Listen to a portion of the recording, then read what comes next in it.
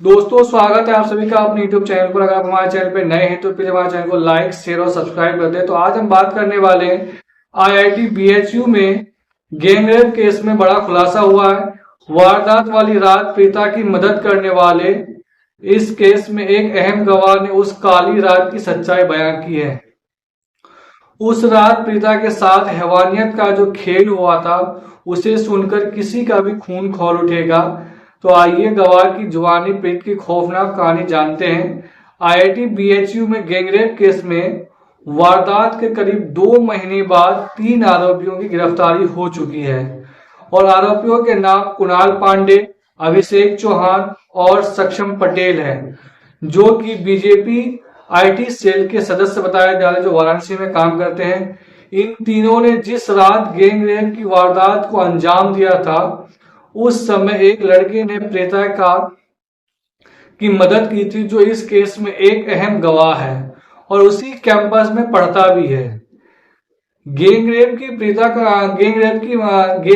की मदद करने वाले छात्र सुकेश यानी बदला हुआ नाम ने बताया कि जिस वारदात को अंजाम दिया गया है उसके पास ही उसका हॉस्टल है। उस दिन वो खाना खाकर लौट रहा था, तभी एक लड़का भागते हुए उनके पास आया।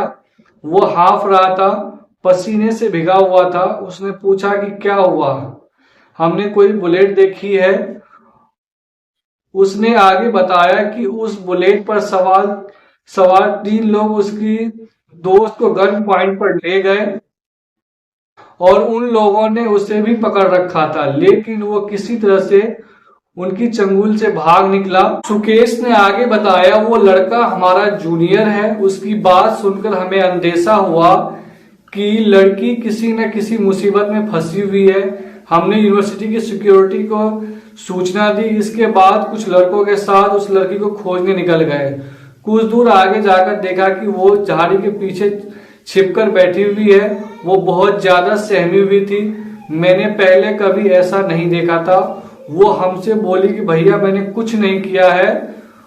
उनको पूरा कॉन्फिडेंस था। इसके बाद उसने पूरी आप बीती सुनाई जिसे हम बोल नहीं सकते हैं। तो ये तीनों जो आरोपी हैं, इन्होंने ये बीजेपी IT सेल से जुड़ा होने की वजह से पुलिस इसके पास तक नहीं पहुंच पा रही थी। और अब ये देखना होगा कि यूपी के अंदर जो यूपी पुलिस है वो किसी भी छोटे मोटे आरोपियों को घर के ऊपर बुलडोजर चला देती है, लेकिन इन तीनों आरोपियों के ऊपर बुलडोजर कब चलता है ये देखने वाली बात रहेगी। दरअसल यूपी में अपराध पे 0 टॉलरेंस रखने वाले योगी आदित्यनाथ भी इस मामले में काफी ज्यादा सख्त है और बीजेपी उत्तर प्रदेश ने इन तीनों नेताओं को अपने पार्टी से बाहर कर दिया गया है। तीनों को हिरासत में ले लिया गया है। लेकिन बात यह है कि 60 दिन तक आखिर ये कैसे बचे रहे। और जब ये लोग रेप कर चुके थे उसके बाद ये लोग मध्य प्रदेश जाकर चुनाव प्रचार भी किया इन्होंने बीजेपी के लिए। उसके बाद फिर वो अपने शहर लौटे तो उनकी गिरफ्तारी के लिए 64 दिन बाद उनका गिरफ्तारी हुआ। तो इन्हें बचाने वाले कई मास्टरमाइंड थे जो उनका नाम आना बाकी है। अब देखते हैं इसमें बीजेपी सरकार और योगी आदित्यनाथ की सरकार इस पर क्या एक्शन लेती है। क्या इसके घर पे बुलडोजर चलेगा या नहीं चलेगा, क्योंकि ये तीनों आरोपी ने एक जघन्य अपराध को अंजाम दिया है, एक लड़की का रेप किया है। तो इस मामले में आप क्या सोचते हैं? अगर हम हमारे चैनल पर नए हैं तो प्लीज हमारे चैनल को लाइक शेयर और सब्सक्राइब कर दें। धन्यवाद।